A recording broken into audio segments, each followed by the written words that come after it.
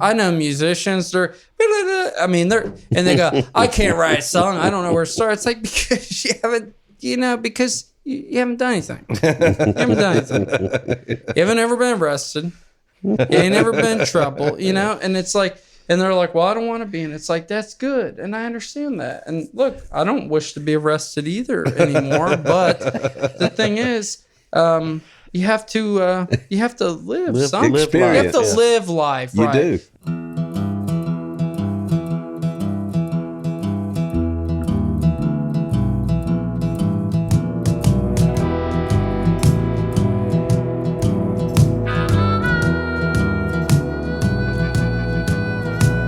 Something in the water taught me how to crawl. Something in the water taught me how to fall. Something in the water. Something in your water? Something. Oh, excuse me, folks. Welcome to another episode of Something in the Water. I'm Uncle Dave Griffin. I'm Sean Clark, and we are here with our guest, Jenu Six. What's going on, guys? How's it going? Good to have you, buddy. Pretty good, man. Thanks for having me. Yes, sir. You just drove up from your gigs in Florida, right? I did. I just came up from Citrus County, and been down there for a few weeks doing Where's shows. that? Citrus County. Citrus County is pretty much Ocala, close to Ocala, Okay. and Kind of down there. Central Florida, kind of. Yeah, was down there, kind of all over. Was in St. Pete, Sebastian. Play down there at Paradolia Brewing Company. Oh yeah, I like that place. And With the little rabbits. yeah, Got the Did little you see the little bunnies down tiny there? bunnies. not last time. No, Okay. You have seen them, though. I have. He can verify that I'm not making this up. Well, are they I told- there? Are they there every time you're there, or do I they did not- grow up? Well, I didn't see them last time, but the first 2 or 3 times that were years and months apart, they were always down there. I don't know, in the bushes and stuff. We'll have to do some research on that, but that's where you were all over it. I was down there for the last few weeks. I did a couple shows leaving Blue Ridge in Calhoun and Bainbridge, and then went to St. Pete and went down to Sarasota. Pretty much just kind of went all over. And then the last weekend where I was mostly in Pinellas County, St. Petersburg, Clearwater. That was like the weekend before the last weekend, so it was nice because it was a lot of driving, and then it was just all right there. So it worked out good. Cool. A lot of people. Do you have a following down there or something? I mean, Or is it more just so now road that I've work? actually left. Yeah. Which is it's a hit or miss. It's a hit or miss. Like St. Pete, yes. Sebastian, absolutely not. Okay. Sarasota, yes. Winter Haven, not really, but the owners really like us. But if you play, you have to go to town and play a lot, and then start building a crowd. Right. That happens sometimes, and it don't happen sometimes. But Yeah. in my experience, but Now down in like places in St. Pete, Clearwater, Tarpon Springs, all them kind of places. Those are the places where, especially now that I'm gone, like I was down there December, into January, February, April, and then I'll be back in July. So it's given people, I think, the more they're making sure to come catch a show, so to speak. Where before we just played all the time, and sometimes They can miss you when you're gone. exactly, I'm hoping, but there were a lot of people this time around that showed up that I did not know or didn't meet, and I started seeing that the last couple of times, so it's been nice. Cool. So what is your content of your group? What is it? Well, the core of the group right now is drums, upright bass, Telecaster, and the flat top. Okay. And we had pedal steel with us here at Three Daughters, and I bring in a piano player at times. Nice. Now the next time I go down there, we're gonna play a place called Tarpon Springs Distillery, guy there, Barry. He makes really good moonshine. Very cool guy. And I'm gonna bring in the pedal steel and the piano. So I'm gonna bring in. It's gonna be a bigger show. Nice. And Tommy Keys, which you guys know Tommy Keys, he played with Tattoo Annie project. Oh, okay. Yeah. So he's been boogie woogieing right. with us a little bit. And what I'm trying to do is, Josh Minucci, my upright player, he's probably played with me more than anybody, at this point. And Tommy, he's a great piano player. And Camden Pugh from the Stillhouse Shakers. If you guys are familiar with them, they're an old time string band. They've had the same gig at Owens in Sarasota for years. He's a fiddle player, banjo player, but he's got a pedal steel. So I like to incorporate all these different, Camden, he's from West Tennessee. Perry, he's from Mississippi. He's from New York. It's just trying to incorporate all these root styles that everybody's from and really flush it out. Cool. Yeah. And the band's name is the Jenu Six and the Old Souls. The band is the Old Souls. Yep. And that is they're all a collection of that, And Tommy loves he loves New Orleans jazz, and he brings a lot. He brings a lot to the table, and we like to do like you guys do. Deliver high energy. High energy. But you're back and forth between Blue Ridge, Georgia, right, and Florida a lot. Yeah. Right? Do you stay down in Florida, or you just go down there? No. And play? I've been up here since up in Blue Ridge, which is. Say up here, it's 300 miles from here, but 300 miles north of here. But I moved there to I played down there for years, and before talking with you, like we do now, I had talked with Jody quite a bit, and I was trying to get up here, and you guys were going down there. But I tried to wanted to play some different areas, wanted to move to a good location where I could get, 20 minutes from Tennessee, 30 minutes from North Carolina. I didn't want to go to Atlanta, right? So I thought it would be a good thing to go up there, and it's been working out. I've been doing some stuff in Knoxville, little bit like stuff in Dayton, Tennessee, some stuff in Georgia, and then I've been to Bristol, I've been to Kingsport, but North Carolina, that's kind of really tough right now, especially over in Asheville. Haven't gotten over there yet. They're really, they're closed down. Yeah.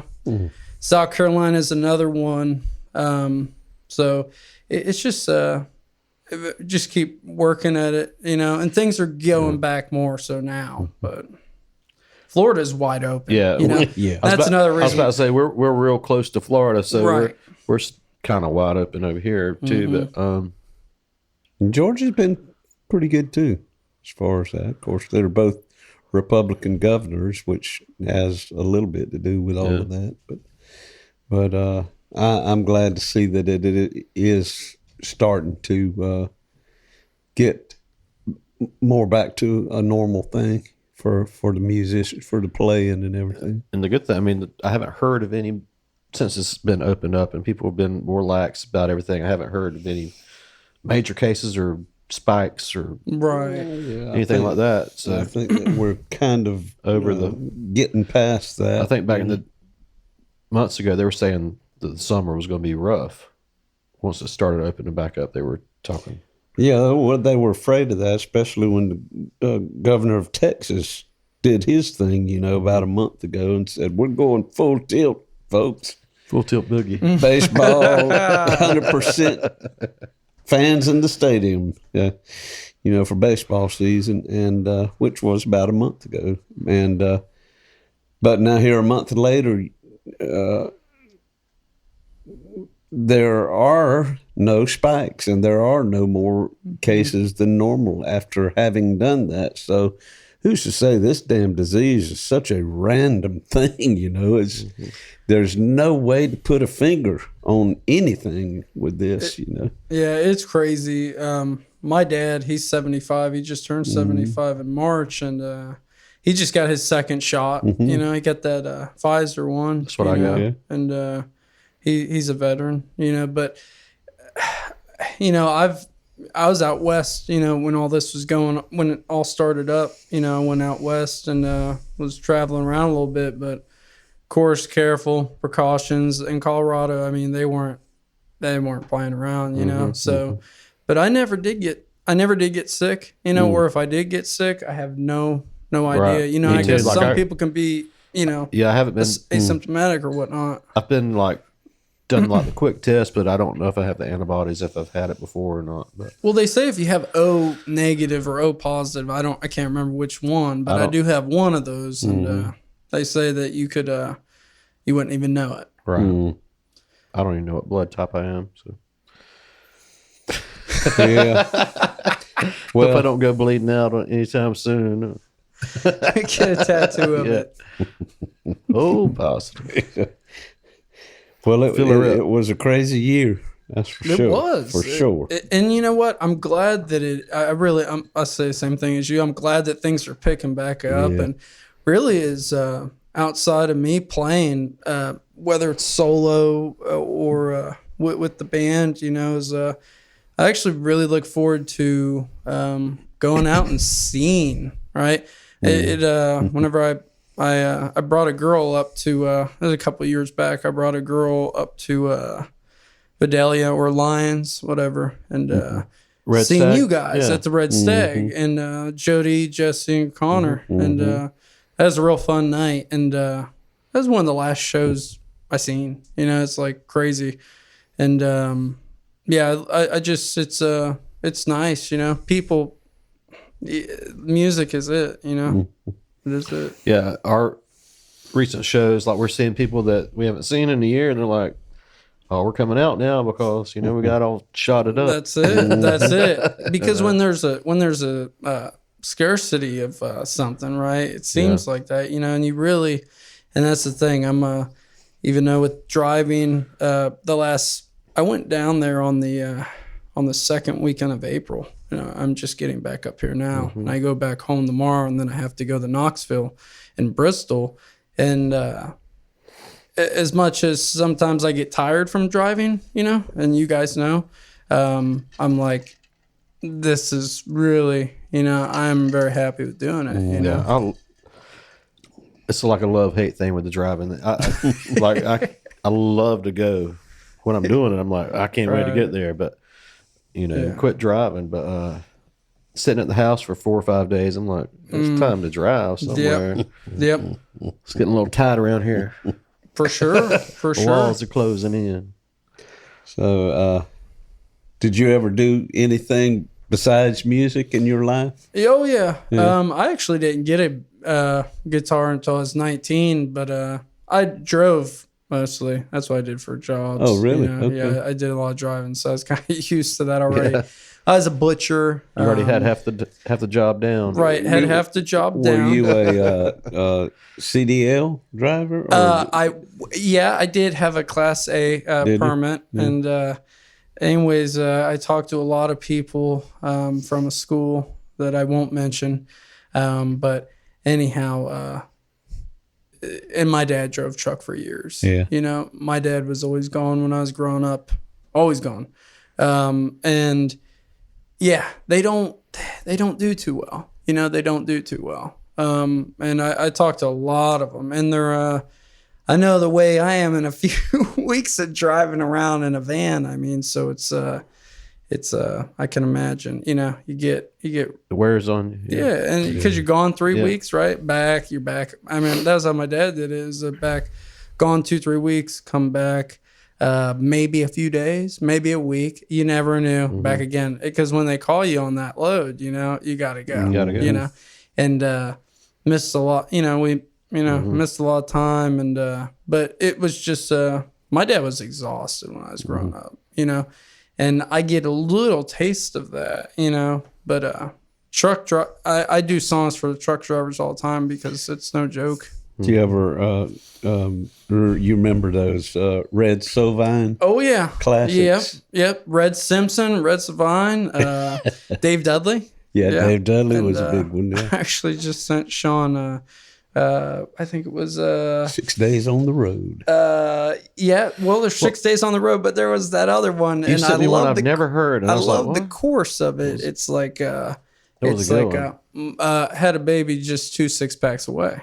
Yeah. Yeah. I got a baby just 2 6-packs. And in the chorus, the guy's just like, yeah. Dude, great chorus.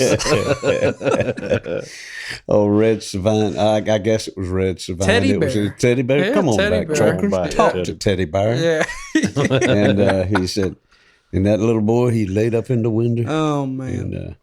And giddy up, go, Daddy. Giddy up, go. Yeah. And it was so corny, but yep. oh god, thinking back on them. I think they were more so like Evil Knievel and stuff back then. I mean, I think I really coal miners, blue collar workers, truck drivers, but no doubt about it. And when I am playing at places in certain areas, I always take my hat off and and the people, even though they might, some of them would never even think about it. And then when I do, they go, yeah, and they gain an appreciation. Try to, because I'm like, we driven a long way here to play for you guys, and this is really, it's you're delivering a different good, but I try to we try to go for the underdog, That's cool. That's cool. Well, they are. I mean, salt of the earth, blue collar workers and the old truckers were definitely that, rednecks and sunburn on that arm all the way up to their sleeve. Right there. Left arm tan. Left arm tan. And the CB craze back in the 70s. I remember we were playing. I was in a band in the 70s, and we all, just about everybody in the band had a van, and we'd haul our equipment in the different vehicles, and we got into the CB thing, I remember my parents got into it too. My handle was Coma. The Coma Kid. Coma Kid. Because I could sleep anywhere, even behind the wheel. And let's see, John Smith, our drummer, was named Country Ham. Country Ham. I can't remember what Ricky Alderman's, he was our keyboard player. I can't remember what the other one's nicknames was, but that was so, I can remember it right now. It was so fresh, it was the CB. Yeah, everybody had to get one. Had it mounted in your roof. And it's like an iPod. Had that thing, pull that mic down and just, you could switch up to, I can't remember how many channels, 16 or so channels. Go around the dial there. I'm going to get a CB in my new van. It's so much fun. You get on. I just want to be able to talk to people out there too, right? on, because you get a little bit, Any bears in there? I called my bass looking over player. your shoulder. Yeah, I called my bass player today like 4 or 5 times, and I talked with Sean a couple times, and he was busy working, and just like, hey, what's going on, buddy? And he's just like, oh, same thing, just working. I mean, I'm like, but when I started up in Georgia, his mother actually lives in Villa Rica, and so he actually did those 2 shows coming down through Georgia with me, and those on the upright bass. But no, I think I like the old stuff, and like I said, my dad's 75. My uncle who taught me music, got me going. He's passed away now, but he was, he is in his 80s, so that's where I get a lot of the, probably the old, the old stuff from, Just feel. Yeah. You're very, the stuff that I listen to, I enjoyed the heck out of. And you're real. You coming from an old school, right? Direction there. Old soul. Old soul. Old soul. That's right. Yeah. Yeah, it comes across very good. There was a female bass player in a lot of the videos that I was watching. Yep. That was Nilu, and she still does play occasionally. Yeah. She is doing some. So Nilu, everybody, you guys, go. They play with other people. That's fine. I never, it's fun, but they go, and she's been playing with a really good band that I like a lot. And I actually got their sticker on my van, but they're called the Wandering Hours, and she's been playing with them a lot. She actually just came from North Carolina, from Hendersonville. She went up there to play a festival with them, and she was supposed to play with me in Knoxville on Thursday at Barley's. Anyways, she said she's a teacher, so she said that her job was not happy about whatever, so she's got to go back. So Dylan from the Ghost Motel, he has found a replacement for that show. Yeah. A guy named Will out of Tennessee, and he. So, anyways, long story short, yes, she played. Yeah, Nilu plays with the Wandering Hours. She plays with.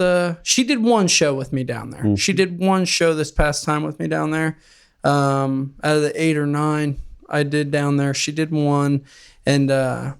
But Josh is really the core part of the band. I've used there's been probably 20 or more people. Yeah, we've been through a lot of people through. And through their last.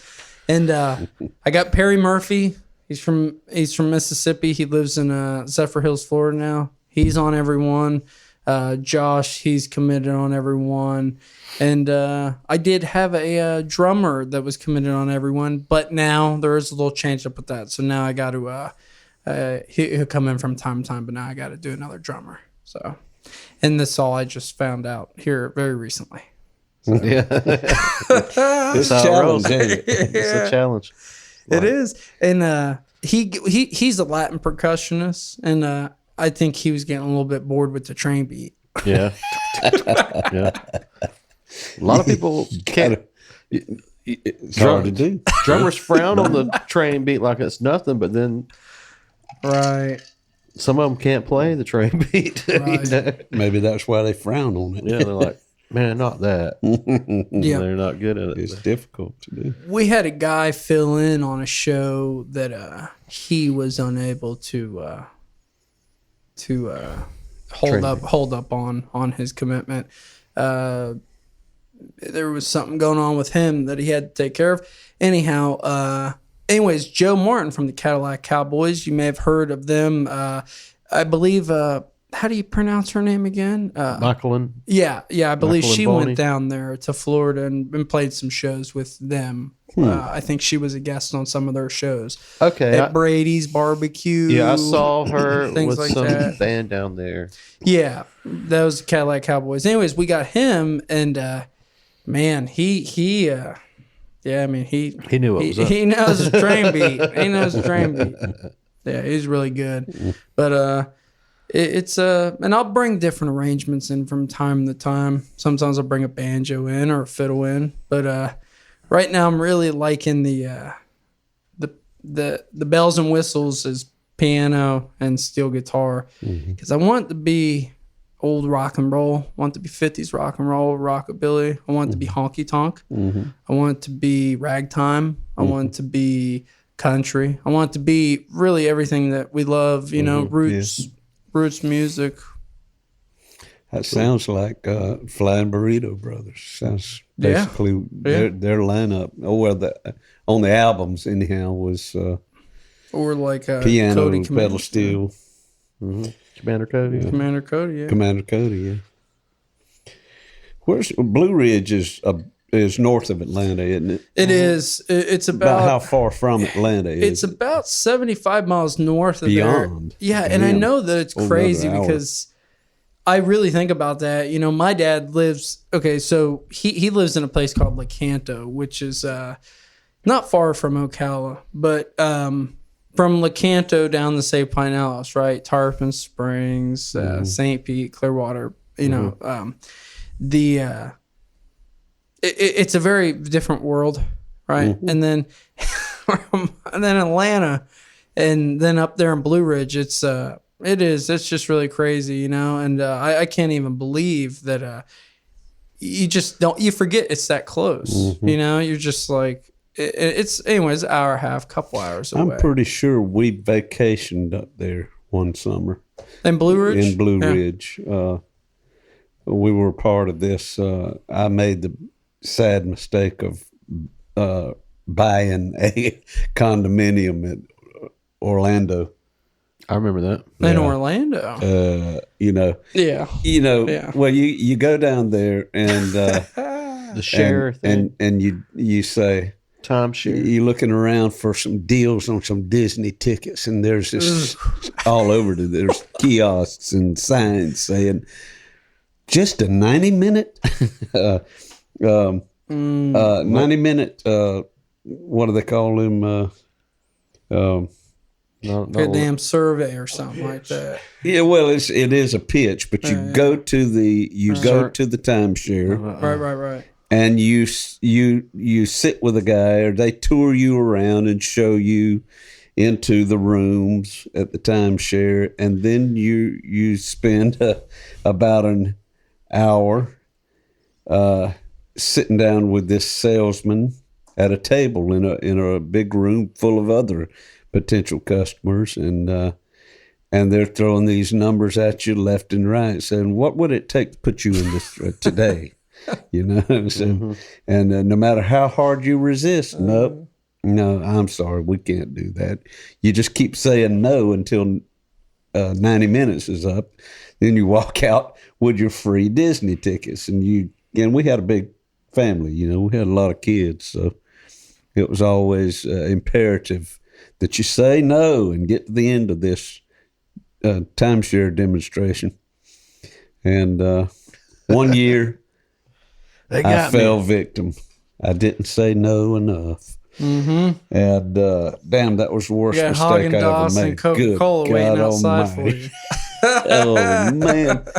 You know, but we used it, and it was good while we had it, you know, and we still have it. Of course, the maintenance fees are sitting at about $10,000 or $12,000 in arrears right now because, sorry, if you're listening right now, I'm not paying. I am not paying them. And I've done my research, and there's all kinds of videos and timeshare exit specialists that are saying, you know, just don't do anything. You ain't got to do anything. They're not going to come after you, you know.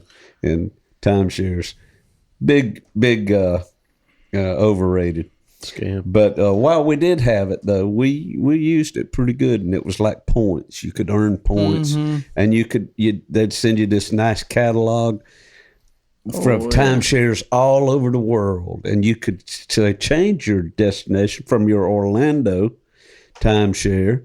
You could pick Blue Ridge and or Key West. We went to Key West one year, so that part was good. We were satisfied like different with resorts that, and things like that are lined up under something, right? And it's this big conglomerate or whatever, if I'm pronouncing it right. But it's crazy, because here's the thing that blows me away about it is there are these people right now that literally they do what we're doing right now.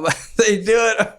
I'm talking about, hey, you know, how can we, right? And they're so smart, you know what I mean? They're just so smart, and they're there to figure out how to get your money.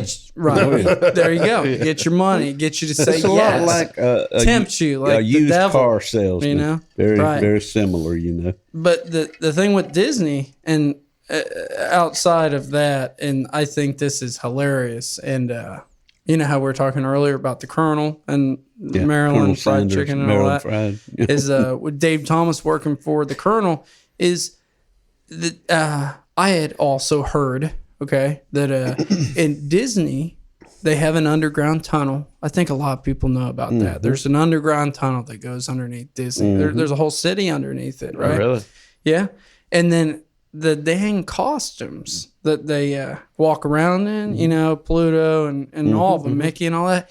These these costumes are air conditioned, and they're about $10,000 or $15,000 air conditioned costumes. So they're walking around these costumes, right, that are big money, and it's just amazing. I mean, and $10,000 or $15,000 for a costume to them it's a whole different level that I can't even fathom. Yeah. But they hold it like they're very smart. They're geniuses. It's crazy.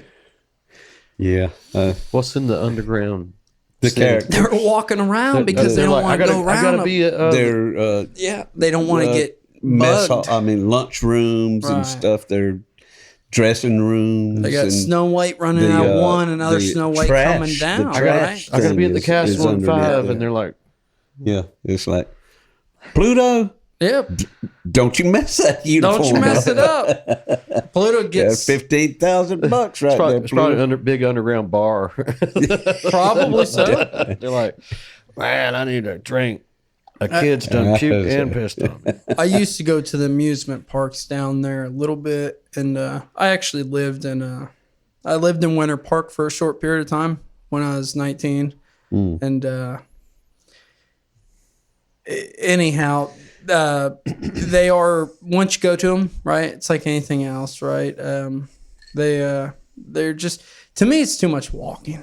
It's too much walking, and I know, but it's like, you get done walking, I mean, you got to get drunk, right? Yeah, you got to have a drink.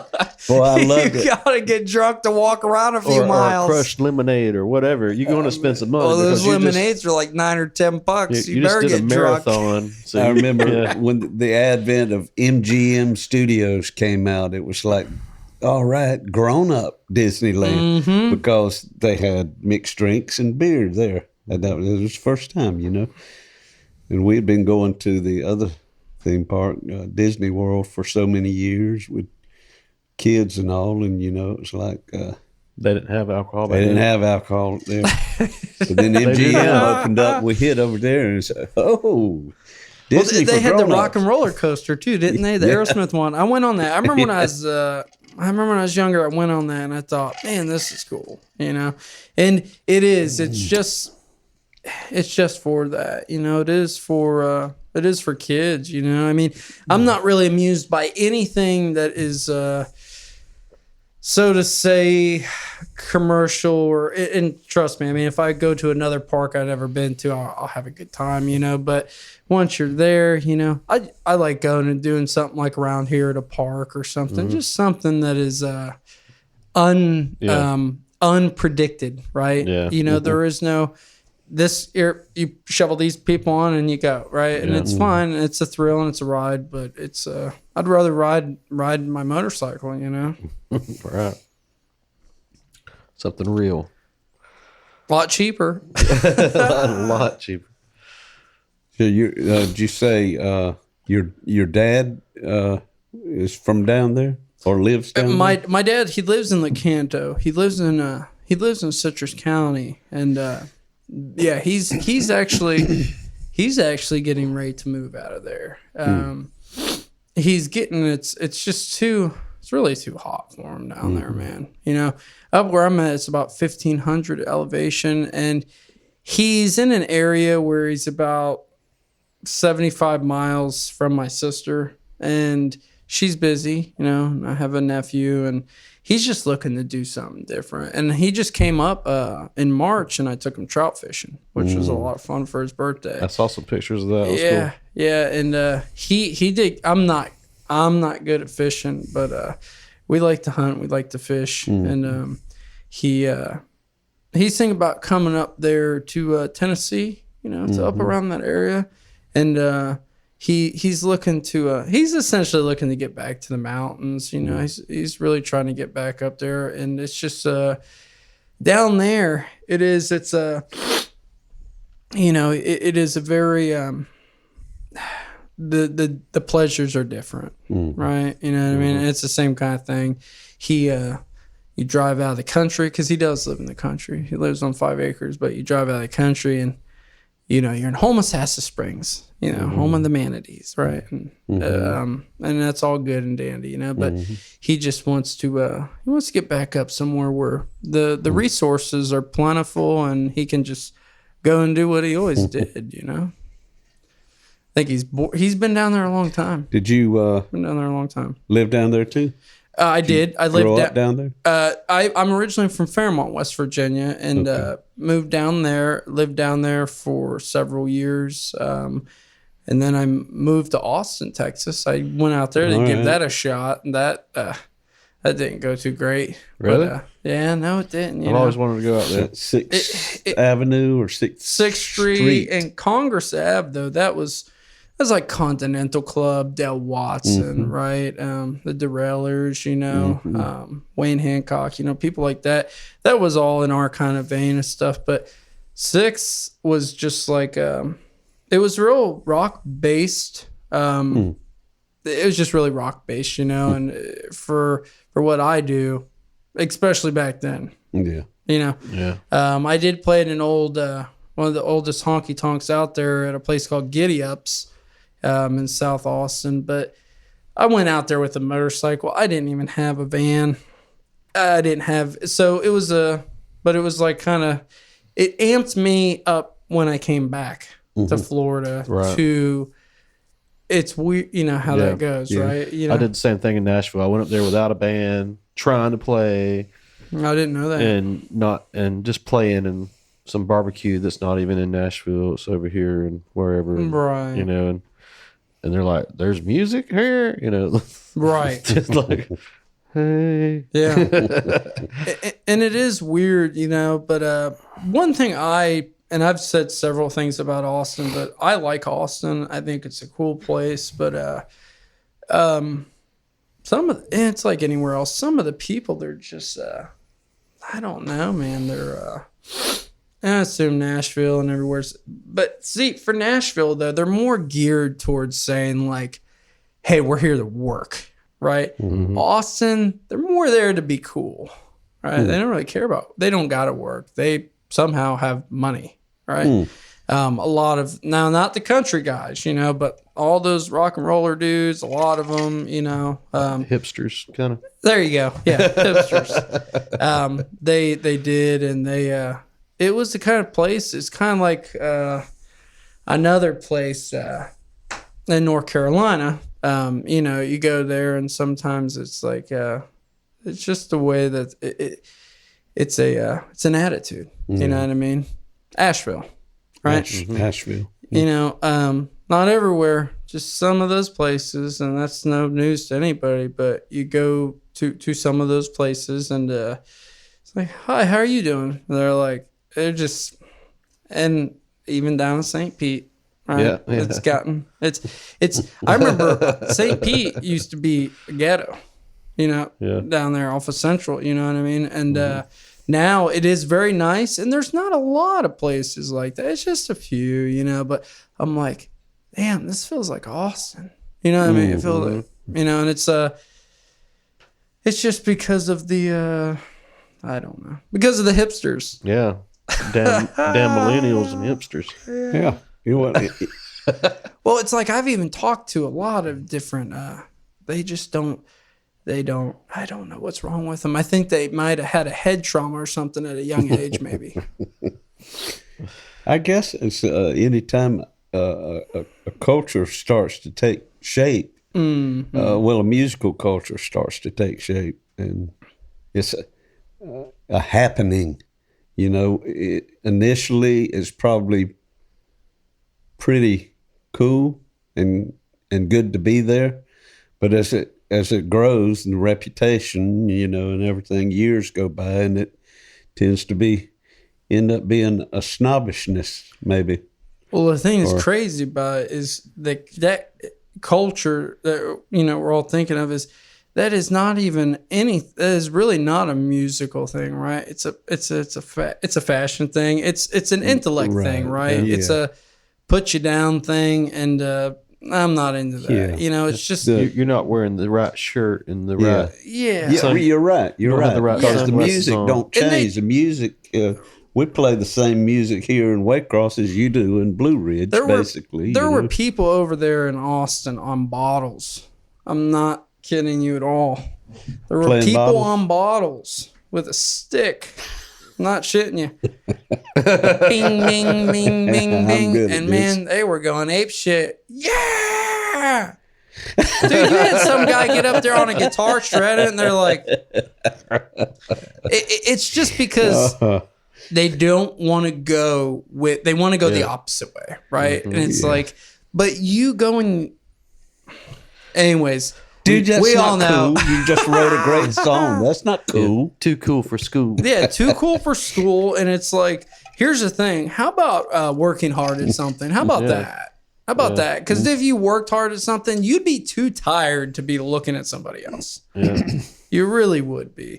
And but they do. They have a general taste in music, you know, like and a general. And it's odd, you know. It's big, baggy yellow sweatpants and things that as absolutely nobody would want to wear, you know. But they're gonna do that anyways. Oh, man. But I'm really glad to be up here and coming through and seeing you guys. And it's been a long time. Been a long time since I've seen both of you. Well, been a couple years since I've seen you at Red Stag. I've ever met you. I seen you over there in 2016. Where at? Before at the Curly Fest before they moved.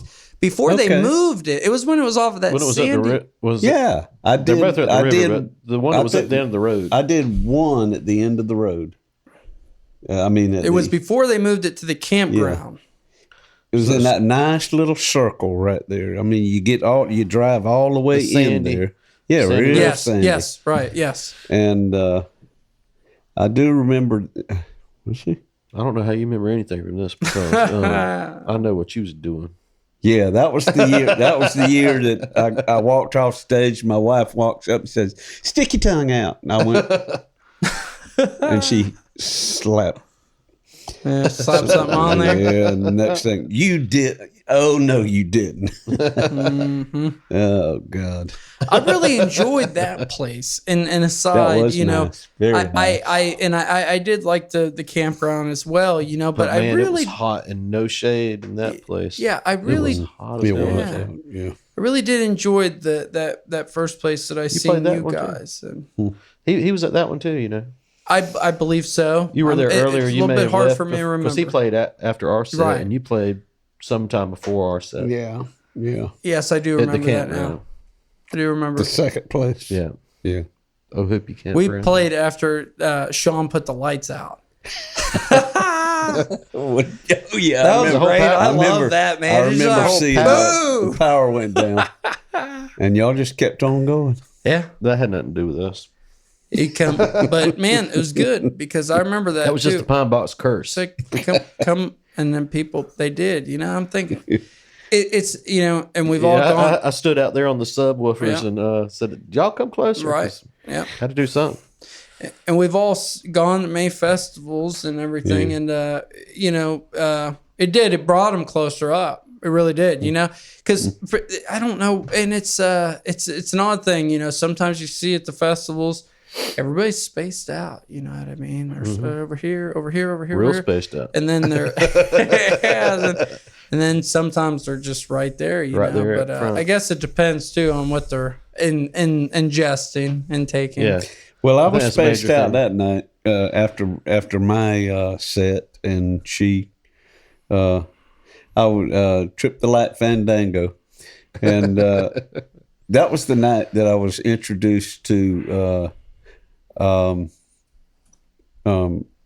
Tattoo Annie. Tattooing, yep, right. and their light show. It was fantastic light show. Yep, it was. It was not anything out of the ordinary, but it was Right. to me. It was like I had to get up close and right under the stage. I got right under Daryl, the bass player, and I just sat there thinking, "These guys are great. Yeah. These guys are the next big thing." That's what, and they are great. They are great, but they were really just everything sounded so fresh. And You thought they were Pink Floyd? No, I really they they're good, man. I love them. Taking anything from I love those them, guys. I was on another level that night of appreciation, and I was really appreciating them. I love how Daryl looks like, and Daryl, he's like the guy that, you know, like he's just got that sleeveless shirt, like he's just gonna be the one that takes care of a crowd that comes up to mess with the band. Be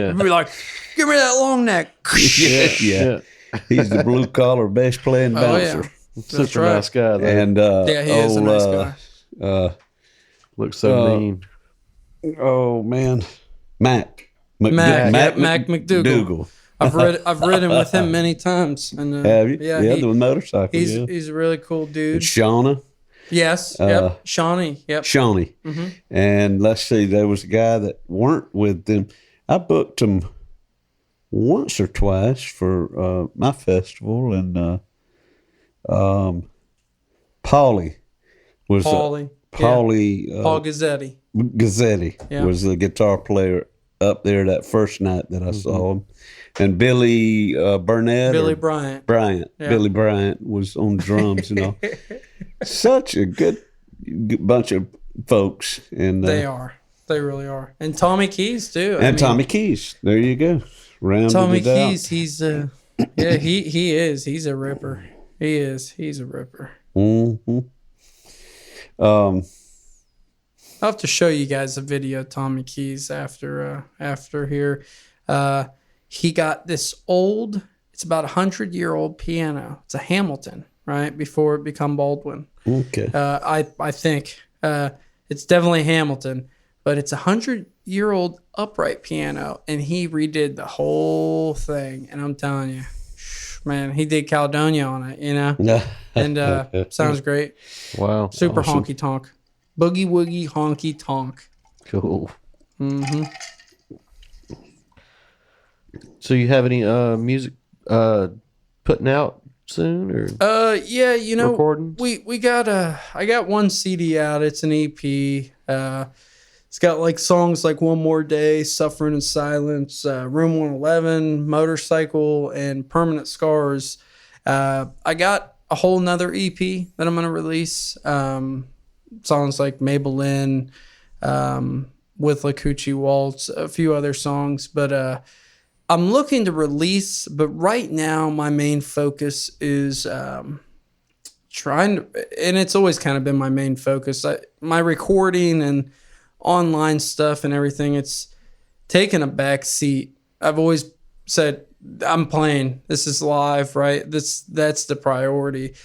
And I do need to dial more over on that side. But especially right now, after everything that transpired, it's like, we're not going to not play, you know? Yeah. So, but when I go back up, I have a show Wednesday in Knoxville at a place called Barrel House. I have a show on at Thursday at a place called Barley's, and then Friday at State Line in Bristol. After this last few shows is done, then I go back to Blue Ridge. I don't have anything to the end of the month in Blairsville, which is like 30 minutes from me. But between now and these next round of shows, I'm going to really start doing all that stuff, right? Compiling, getting art ready for the new album or new EP. I've kind of decided to release really CDs that are about 5 songs or so. You know what I mean? I would like to do a full release, but I know how hard songs are to come by too. So I'm kind of like, hold on to my songs. But I got so many songs that are recorded from the past that some of them have gone cold. They haven't been played. They were hot, great performances, and now and I got to find a way to get that back. Or right, it just kind of, I don't know. Call it the something years. And yeah, the something years, or whatever the years would be. Yeah, it's like songs like Devil's Train, Mary Butcher, some of these old songs. And I mean, we got bootlegs of them. I mean, I sold bootlegs for years on the I did too, you know, and I mean, for one simple fact and reason, I just did not have finances to go and That's why we do a did. CD. I just couldn't do it. And with Dylan at Ghost Motel, he helped me a lot. He produced some good tracks. He produced some good videos. But and I realized this year now that I'm getting back here, I'm definitely going to really invest, because now is the time for me to invest, especially with the people I have on board, because next year I would really like to try to shoot for half a dozen festivals. That's what I'd really like to do at different places. Have some good recordings out and really bring that full band out there. Not just the core, but really bring out the piano, bring out really bring a knockout show. That's what I that's what I envision. Cool. What your band members? They're scattered, aren't they? Different places. So how do y'all get together? Well, for a small tour, is it like, I'll pick you up first? No. Well, here's the thing. So, for example, Josh, he's pretty much. So let's say this, for example, I'd have to produce, and this is also gets to be tricky too, is so for festivals, right? If we go and play these festivals, they have to be booked on a certain level, and I have to give them a certain level, which really, to be able to do it, it's a high level, right? Yeah. So to get it, but I think it'll work, and right now what I'm trying to do is I'm trying to produce a package, produce a new video. The video hasn't been created yet, but produce a new video and say, look at all these highlights. Look at this, and I think that once I produce that to festivals, I think they'll be like, well, man, they got the boogie woogie on the piano, and they got this guy ripping the hell out of a Telecaster, and this dude over here, he's playing the pedal steel, and I think that they'll be like, I think that they will want to have to that. Book you. To book you. They'll want to buy it, right? Sure. Because I'm not interested in just doing one style, like I want to do an old blues style that's tune. That's a selling point. I want to do an old boogie woogie. You want to do rockabilly. I want to do country. Versatility. Yeah, and I want to do all of it. And that's really why we are a roots style music. I don't know. I like a lot of country music. I like a lot of Hank Sr., Ernest Tubb. Louvin Brothers. Where Josh, he likes a lot of Lil Walter and Howlin' Wolf and Muddy Watt, and I love all that old era music. So I'm like, let's blend it all together, right? Yeah. Just like they did back, just like they did at Sun. What I mean? They called it rock and roll. That's it, right? That's it. Yeah. That's awesome. Well, the good thing about it is that music festivals are becoming more and more and more popular than ever. I mean, nowadays you can find every little town in America is going to have their Ant Hill Festival or their Fried Crab Festival or their Saltwater Taffy Festival or whatever is central to that town, they're going to have a festival and name it after them. And then you got these entrepreneurs like myself, that just come out of the blue and say, I think I'm going to start doing this, and they grow into something fairly significant, Yeah. And those are all over the place for you. So that's a good thing. I would love to do something that is. I'd love to do some stuff in Georgia. I'd love to do stuff at like Swanee or whatever, right? And things like that. But love to do a festival in Austin. Love to do a festival in Nashville. Would love to do those different. And that's what I'm trying to do with where I moved to kind of say. I know what a lot of people down in Clearwater Beach. I had a residency down there. Like, oh man, I love what you do. I'm from North Carolina. Oh, I love what you do. I'm from Tennessee. And it's like, You know, I kept hearing that over and over and over again, and I already knew it, but I'm like, I want to throw a lot of darts, right? And the thing is, I just really want to try to put it out there for everybody. And just like, you know, you guys, you know, you travel. That's what we do. We travel, we play.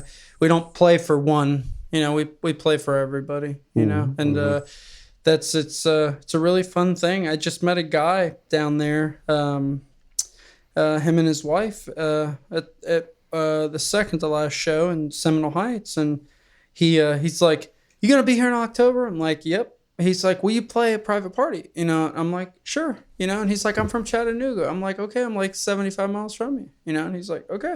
So he's like, I just, and we do, it is different too. I don't do straight lace bluegrass, but it is, we all have our stuff, you know, we incorporate it to us. Yeah, right. Know?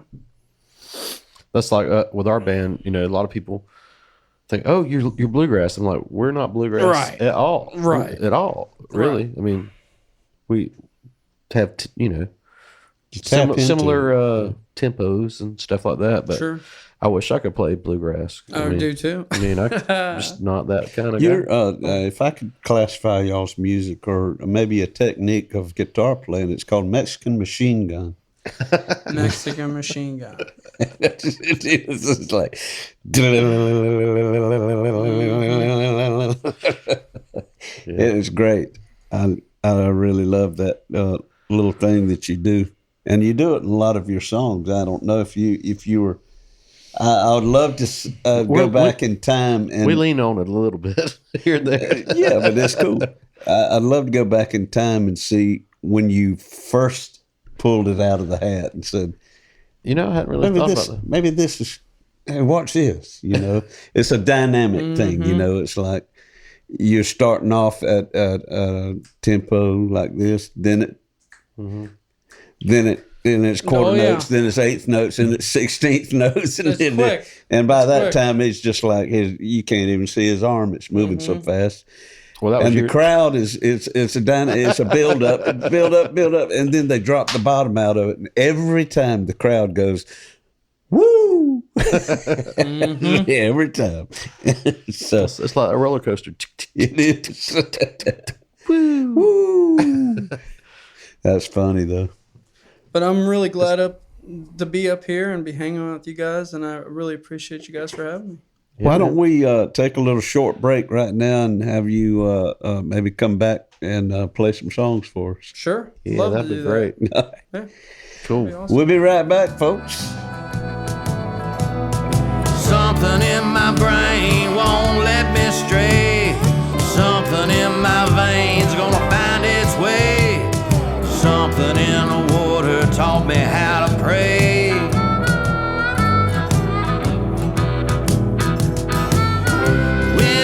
Black water finds its way into your veins. You'll never be the same. All right, we're back, folks, from break, and we got Jenu Six right here, and he's gonna play a song, Room 111.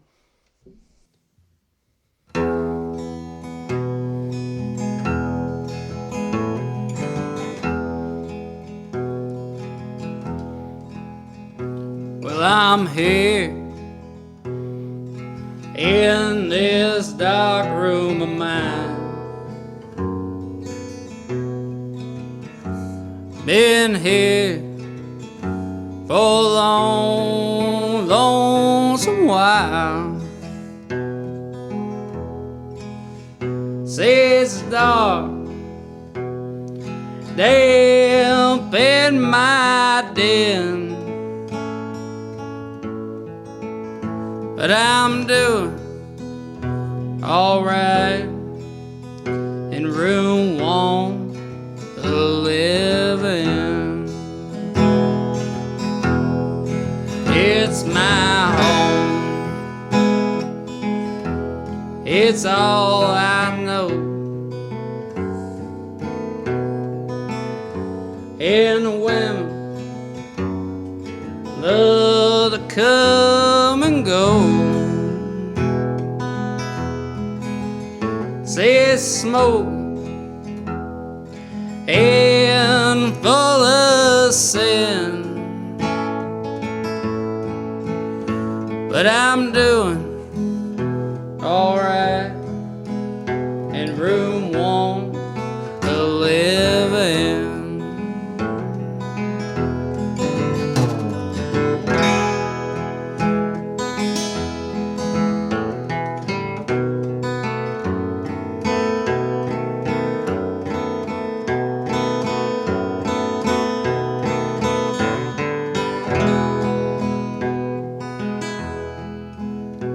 Well, I bet you wonder how I got in the shape I'm in. A few years ago, my life was going grand. Say I lost her love to another man, but I'm doing just fine in room 111. If I could go back and do it again, I'd be true to my darling till the end. But I know I'll never get the chance again. That's why I'll say in room 111. Yeah, I'm doing just fine in room 111.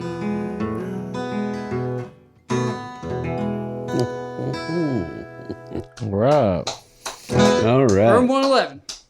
I like Yes, it. sir. A little bit of a dark one there. Yeah. All right. You got another one? I do got another one here. I think I'll do you. Let's see here. I think I'll do you. Okay, don't know yet, but I'll get it right here. It's called "I'll Be Back Again Someday," and I hope to come back here again. We'll have you back. We'll have you back.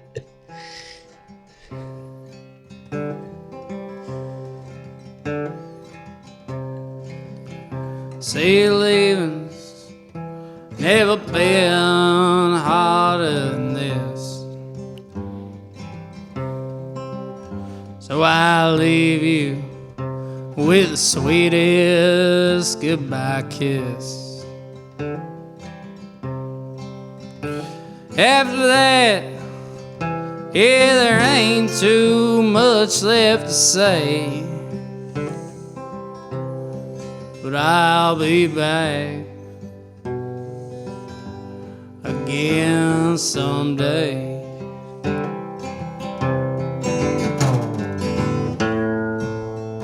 When I come back to find you, I'll know you'd have found somebody true.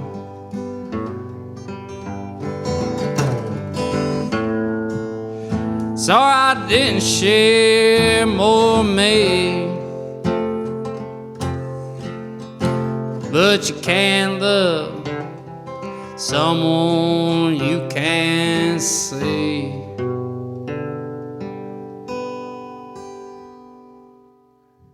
And I hope you'll stay in touch with me.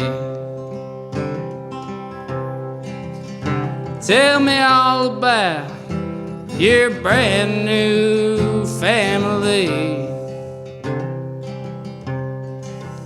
Stay on the outskirts for so long is where I've stayed. all alone. I'll get back someday.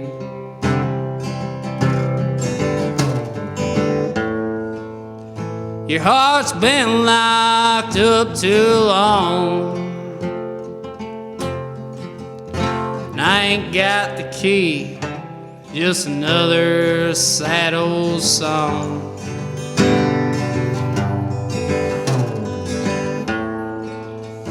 It takes one to know it's true, and I've been beaten down and damaged just as long as you.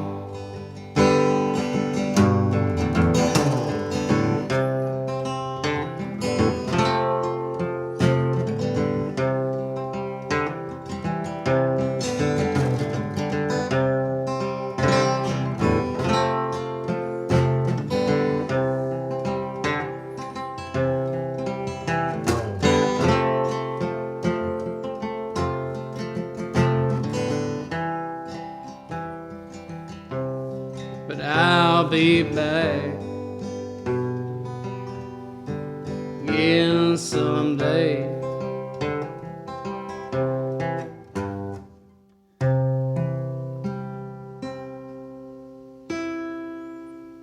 All right. All right, man. That's the newer one called I'll Be Back Again Someday.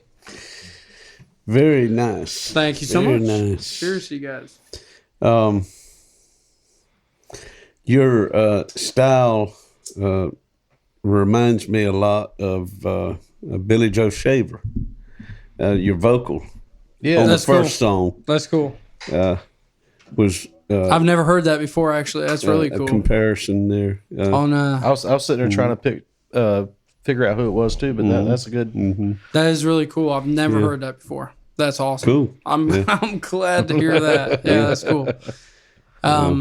Now that the first song that I did is that's a so I kind of have two gears. I have a fast gear and I have a slow gear.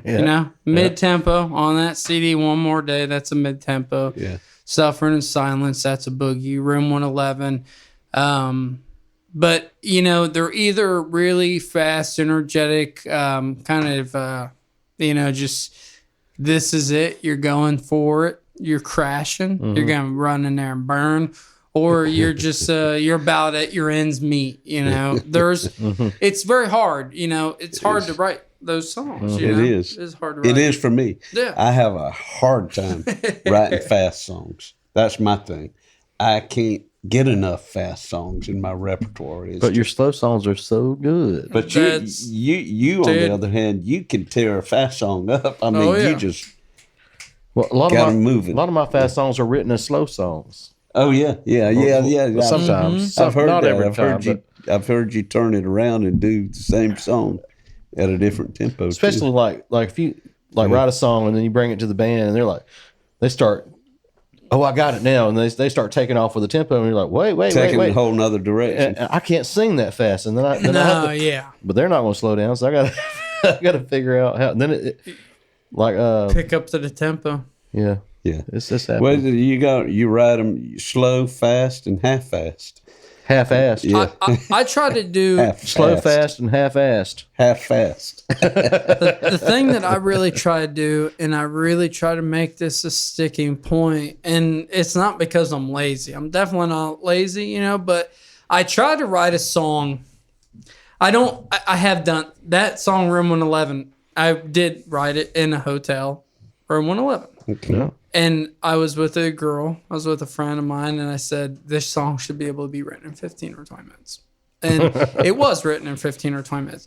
But I think that it's important to write it, at least for me, not for anybody else, but for me, because I can't, I got to lay it. I'm a talker, right? We all talk, but I got to lay it out there quick, man. And my lyrics and stuff like this, it is more of like storytelling, just like we all do in the rich style. There's not really a lot of innuendos and things like that. It's just about what it really is, and you just the same way the chords come out, the music comes out, everything. it all comes out at one time, and I think those are the to me those are my favorite songs. The better anyways. songs, yeah, too. those are mine because they come out quick, they come out natural. There's not needing to think about a better part. It just is what it is. It's like the old Hank Williams That's style. it, It's like, how could you That's say it. it any better than That that? guy, he's He the was best. phenomenal. Yeah, it's just like- Fucking best, he dude. was phenomenal. He's the best. Say it. I love the old Say story. what you mean and go on with it. I don't know how That's true it. it was, but it made the movie, the one with George Hamilton. Oh yeah. That Well, they come biopic out- that came out in about 64, I think. We went down, we all crammed into the car with our mamas and aunts and cousins and went to the Ritz Theater and watched it on the big screen. That's cool. It Yeah. was Your Cheating Heart. Yes. And that scene where he's drunk, he's got the problem by then, with the alcohol, and Daddy's I think got the it's problem.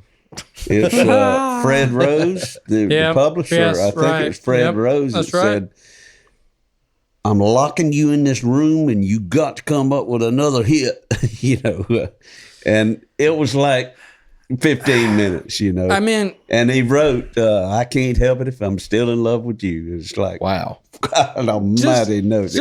In his underwear. yeah, just the pressure that, like, for me, and I'm sure that you guys probably feel this, is, I don't feel any pressure to write songs because they come, right? So, They like, come when they come. right, last year, I wrote a song called Trailer Park Queen. I wrote a song called Sweet Little Lizzie. I wrote several songs, and, yeah. Anyhow, that's it for the truckers as well. Yeah. But the thing is, but the thing is, these guys back then, they really were, they were just so, where they could get it, money, and they are, it's like, you are, man, let's keep cranking you out, and the thing is, what's really crazy about it too is there's a difference, I think, with now and then. Big difference. I know there's a big difference. Is back then, there wasn't any kind of like commercial success on enjoyment, right? Like, it's not like the songs now where you're having a good time. Songs back then were sang more on misery and bad times, so it's like, that's what they all really, like me, people are like, how do you listen to this depressing shit? It's like, this isn't depressing to me. This is making me happy, buddy. Right. And they're like, shit makes me sick. And it's like, because you fucker are living in an illusion, dude. You're living in a fucking illusion. And with Hank, The sad notes make me feel better. yeah, with that, they're going back and they're just like, dude, do it. You literally, Hank Sr., Hiram Hank Williams fucking Sr., dude. He was literally, and that's what I hope to do as a musician, is anywhere I go, if I want to say something over the microphone that's not not politically correct, but if I want to cuss over the microphone in a spot where there ain't no kids, I'm gonna do it. You know what I mean? Or if I want, because I know the crowd, you got to be yourself. That's who they're wanting to see. They're wanting to see, and just be natural, and you ain't got to be excessive, but just, I think that's the most important thing, and that's what is absolutely immaculate about people like Hank Williams and people like Elvis Presley. It's the guys, they were the first guys that were really able to be like, be yourself. Although Elvis couldn't write a song. It was a big difference. Right. But then you had... What an interpreter, though. Yes. Honestly. Lord Crazy. God, yes. I mean, it was like... And, he was... and it was back in those days that you could... all you had to do was be in the room when a song was written. Well, look at Jerry Lee. You got credit. You got... Yeah. Oh, yeah. You got credit. Equal credit on the song. Nashville rules.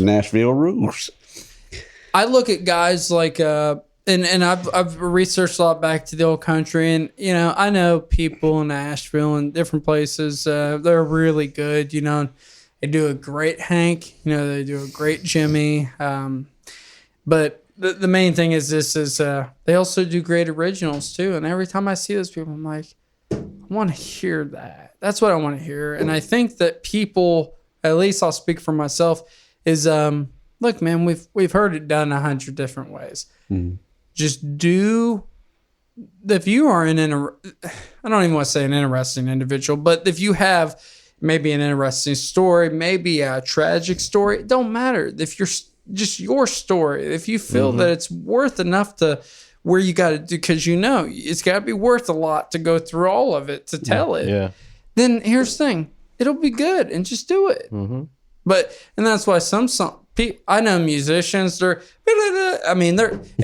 I can't write a song, I don't know where to start. It's like, because you haven't, because you haven't done anything. You haven't done anything. You haven't ever been arrested. You ain't never been in trouble, and it's like, and they're like, well, I don't want to be. And it's like, that's good. And I understand that. And look, I don't wish to be arrested either anymore. But the thing is, you have to live something. Live you have to life. live life. You right? do. It ain't just this big cherry You picking, can't right? just, you I can't thought when write, I got out of high you school, can't write the blues unless you can. Right. Yep. Unless you've been through some. Like for instance, what you're saying is like when young players are coming up. Yes. And I'm talking about like early 20s, late teens, and they're coming up and they're diving into the music writing, and it's like it's really good, and they're really good players, and a lot of times better than yourself. Oh yeah, and for like, sure, oh, my dude. God. They'll shred your ass. And but no, you can tell No they haven't. soul. You can tell they No haven't depth. lived a life Right. of Yes. really understanding the heartache and the pain of something. But that's what Yes. goes back and just makes me speak in so reverently of people like John Prine, who was 24, Yeah. 25 years old when Hank he wrote Williams. Old People. Hello in there. Yep. Hank Williams, Paul McCartney had such a grasp on it as a 20-something-year-old that they were writing songs way beyond their Ray years. Price, the last time that Ray Price had said, and Del Watson, we all know Del Watson. Del Watson's one of those guys, Wayne Hancock, right? They're one of those guys that are still, by the way, I'd love to go over there to Memphis. I'd love to see you guys go to Memphis and play Hernando's Hideaway. That's a great place. I mean, Hernando's Hideaway. Yeah, I've heard of it's that a great place. yeah. But and they do cater to it, But long story short, Ray Price, the last time he's seen Hank Williams, I mean, literally he knew, like, he's out, he's gone, he's dead. You know what I mean? He knew that was Because the last time he saw him. the guy was just I know how stressful it gets for me personally to there's no fathom of it. I mean, if you really thought of Elvis Presley or something, look, I'm surprised he hung on that long. I mean, really. I mean, it's insanity. And all of these people that we're talking about, this is a different time. Oh, This is coming up from real poverty. Right. Yes. All of these people. Oh yeah, and not eating shit. Like coming up from nothing. Right. And to everything. And they lived a lot of life in those short years. Where, I mean, that's why Elvis could eat like fucking 8 hamburgers or some shit, because he was poor as fuck. Yeah, Hank Williams, he died 27? He died 29. 29? 29. Hank Williams was 29. Yep. Yeah. He looked 45. Oh, exactly. Well, that's what Ray Price said. He's like, that dude was like, he just lived. It's like lived a G.G. long Allen, life. right? Yeah. G.G. freaking Allen, right? He's I mean, haggard. you live at such an accelerated speed. And honestly, I'll tell you right now, I'm not interested in living at that accelerated speed, because there's thing I wish to live a long time. Yeah. You know what I mean? Them guys, I don't even know. I think Hank Williams got locked into something where he's just like, I really don't even care anymore. I think that was his thing. I think he just, his mom too, like his mom and his wife taking all the money, everything. I mean, I think a lot it's of really it hard to was even. The heartache and the back pain too. Well, yeah, because he had was all of a that cowboy. He issues. got thrown off the damn Health horse issues. in a rodeo Mhm. as a kid. But these people, I have no idea, and it's really, and that's why people, they go, oh, Elvis was great, but he turned to drugs, and it's like, do you realize that guy had to like hide in trunks and get like, dude, you don't even like. Can you imagine literally a family member coming and talking to you and asking you a question and you being like, stop asking me questions? Like, you're insane because you're over flooded. fame. You're over flooded. That's the dark side of fame. I try to be as nice as I can to everybody I meet at a place, but when you are tired, I just try to sit there and listen, and because I'm like, I do want to talk to you and I do want to listen, but I mean, it is almost impossible at times. Yeah. That takes a lot out of you, and like especially. And if you're drinking too, I don't. I'm not saying this so people will stop doing this, because I love talking to people. But you drove 300 miles to get there, right? And you got to drive 200, and you just played a 4-hour show, and you're coming off stage, and you got to drive 2 hours.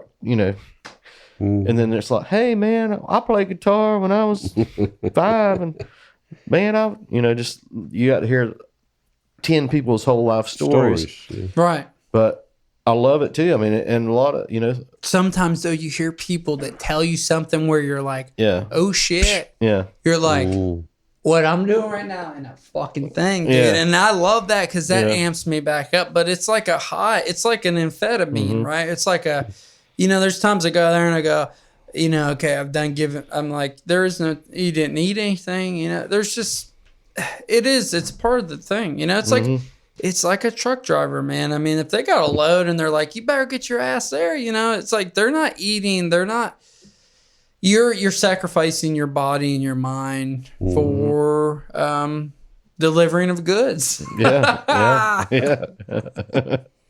I like that terminology you just talking about earlier, but we are like truck drivers, but our goods are different. Exactly. and I love talking to everybody, and I do, man. The last time I was over there at Paradoia, there was a banjo player, and he was really good. He did the only 2 styles of banjo there are, right? He did the Scruggs style, right? And then he did the claw hammer. He did string bean, but he started out.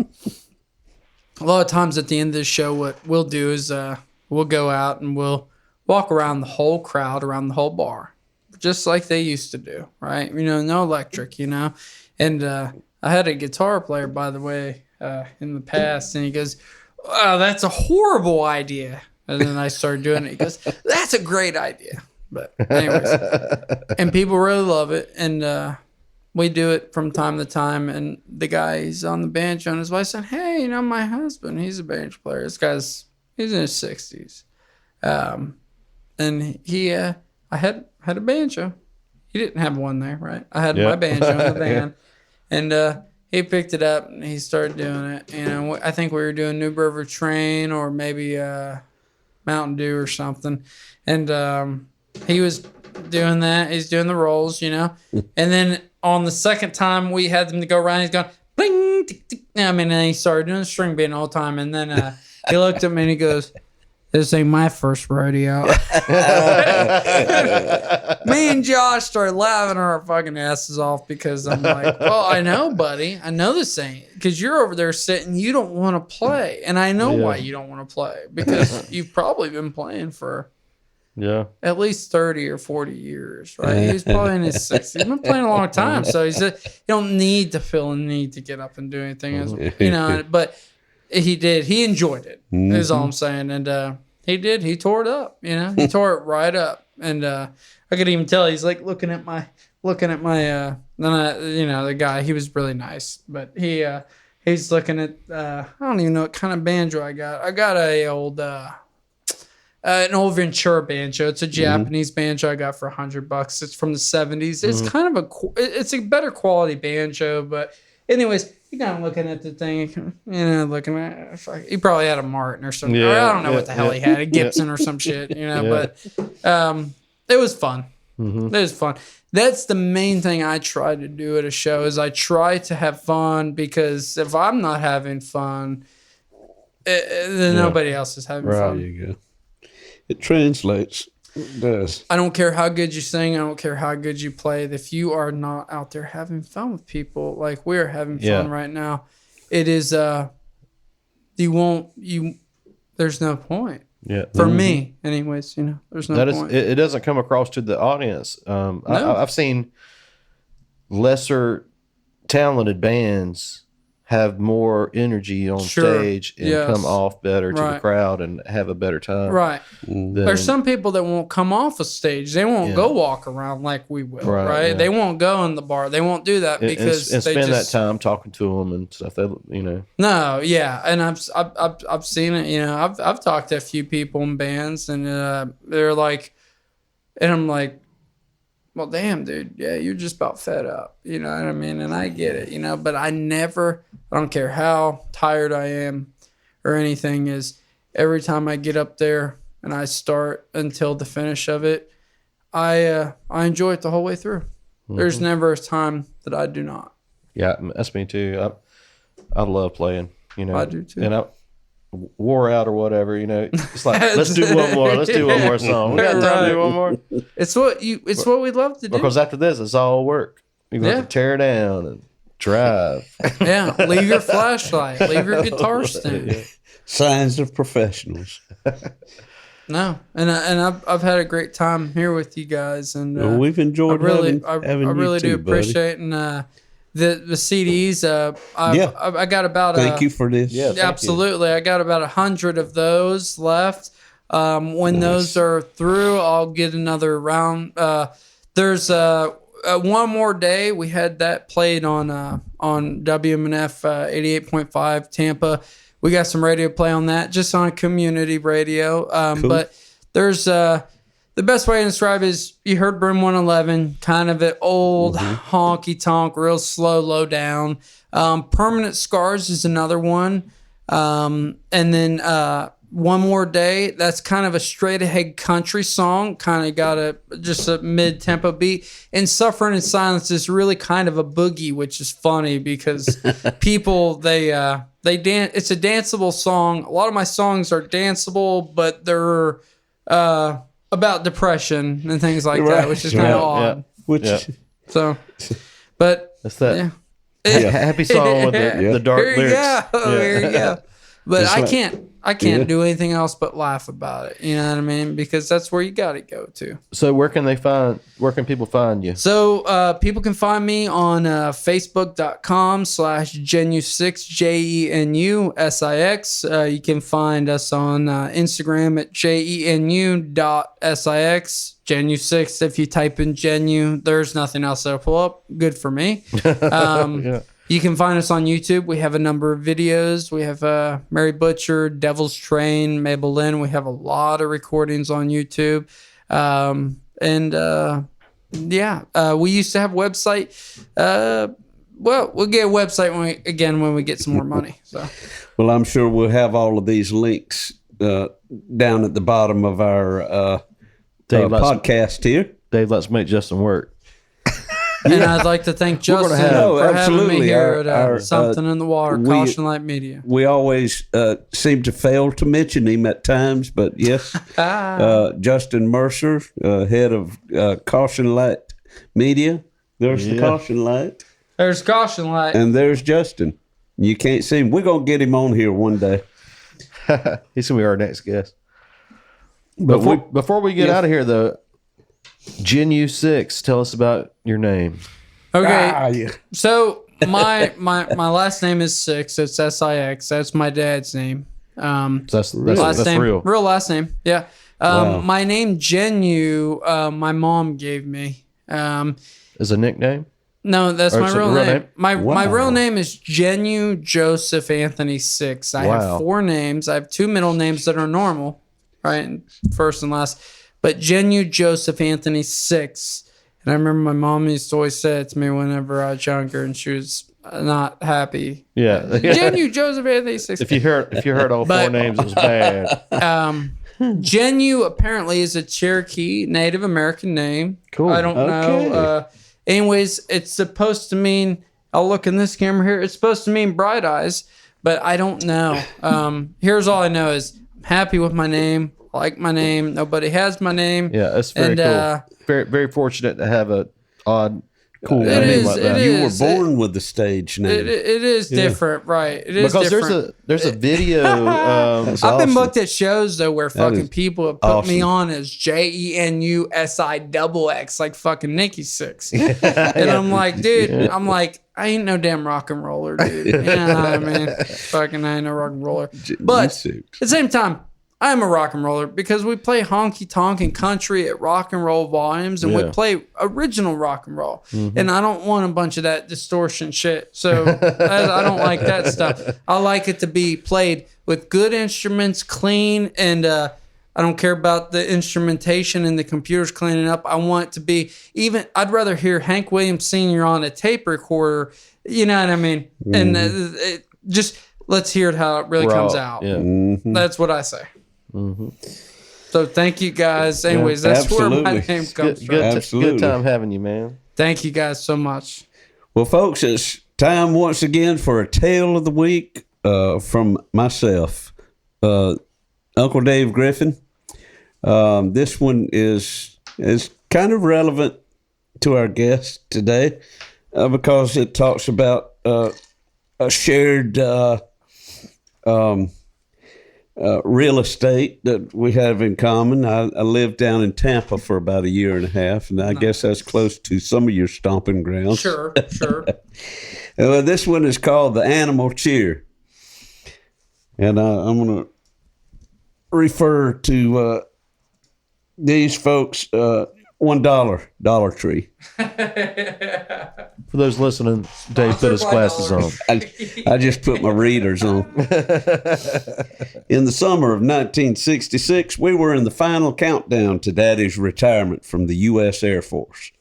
For 20 years, he had been stationed all over the world, from Goose Bay, Newfoundland, and Guam to the shores of Tripoli and Vietnam. My older brother, Gary, was born in 1950 when Daddy was assigned to Maxwell Air Force Base in Montgomery, Alabama.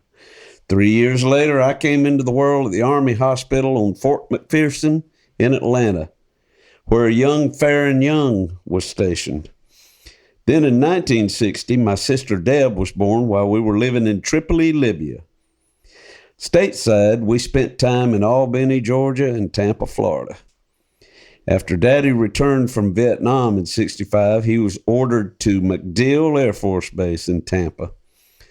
We packed off again to Lutz, Florida, a sleepy little town just north of Tampa, and put down roots in a desolate trailer park surrounded by palmettos and pine trees. Just before the 65-66 school year started, we were approved to move into base housing at MacDill, so move we did. Out of all the years of traveling as the son of a serviceman, this was the only time we ever lived on the base. I had been to military bases many times, shopping with Mama in the grocery commissary, the base exchange, movie theaters, toy stores, restaurants, and ice cream parlors, all the while admiring the neatly trimmed, freshly manicured fields of grass and the well-laid-out network of streets and buildings. Now, I'm not OCD, but I've been organizing my record albums in alphabetical order ever since I was 16. You're OCD. Well, I'm OCD then. So, and it's all because of Air Force bases. So we lived in an upstairs apartment unit on Kenwer Loop. I would walk about a half mile to catch the school bus at the Little BX, where I bought Monster magazines and the Beatles' Yellow Submarine 45, and listened to Billy Joe Royal singing Down in the Boondocks on the jukebox for at least 3 months straight. The school bus took me to Monroe Junior High, home of the Crimson and Gray Rebels. After spending the entire 6th grade year in Waycross at Memorial Drive Elementary, Tampa and Monroe Junior High was quite a culture shock, but I eased into it pretty good. Going clothes shopping for my 7th grade wardrobe at the Zayre discount store and coming away with a lot of polka dot and paisley styles of the mid-'60s. My older brother Gary was firmly enrolled right up the road as a sophomore at the home of the Black, White, and Gray Knights of Robinson High, where during the Thursday after-school pep rallies, he first heard the animal cheer. It went like this. Hiss, ha, gee, ha. Hiss, ha, gee, ha. Hiss, ha, ha, gee, gee, grrr. In the summer of 66, Gary headed back to our home on Dog Hill in Waycross. Daddy went on one last tour of duty, leaving me, my little sister, Mama, and our dog Sport. Man of the house, that was me, a short, skinny 12-year-old with a penchant for Marvel comic books. Our first crisis was immediate. Between the 4th and 13th of June, Hurricane Alma wound her way along the Gulf Coast of Florida, forcing our downsized family to evacuate the Air Force Base to a safe haven in downtown Tampa.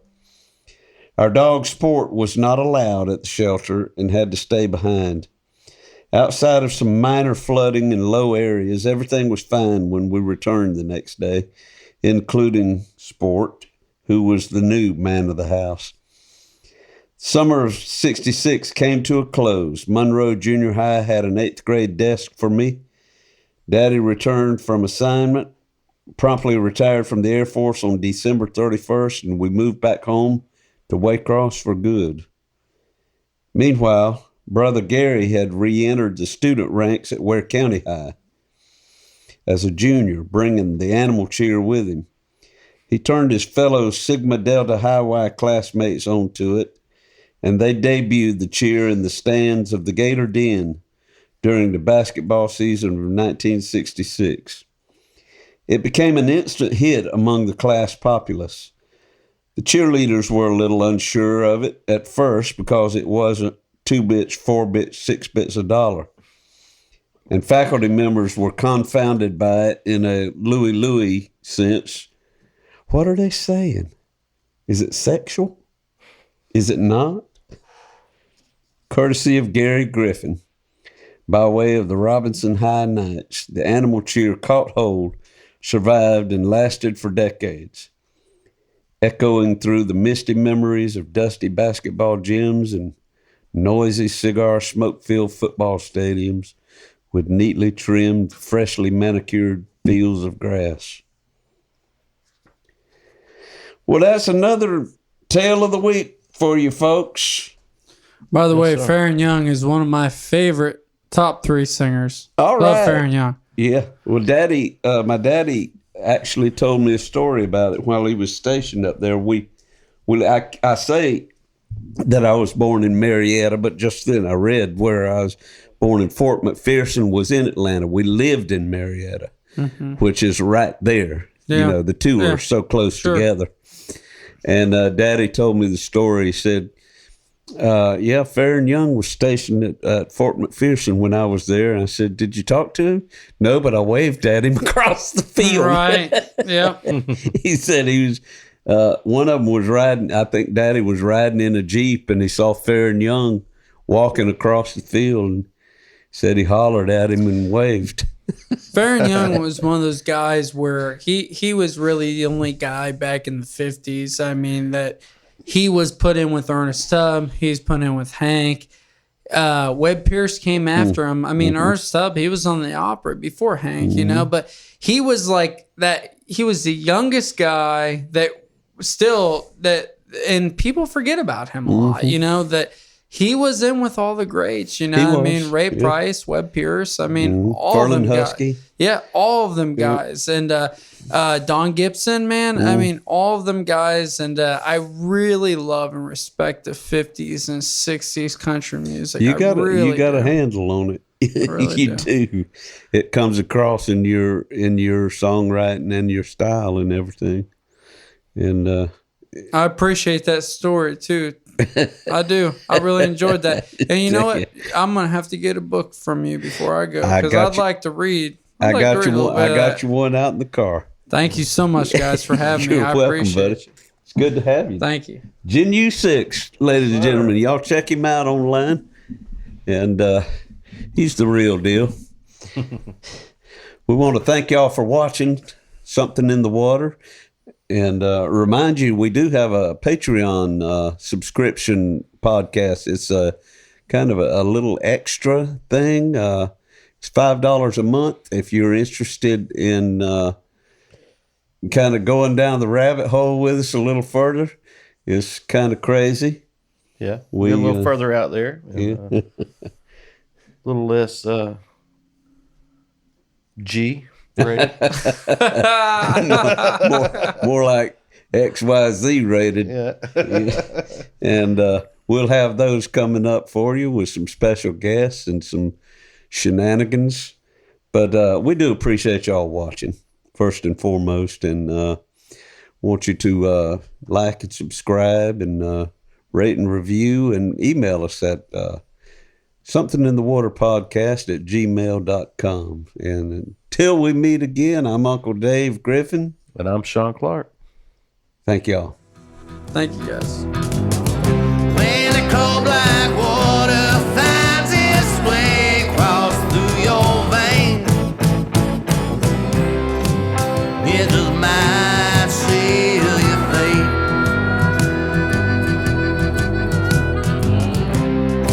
It just might seal your fate.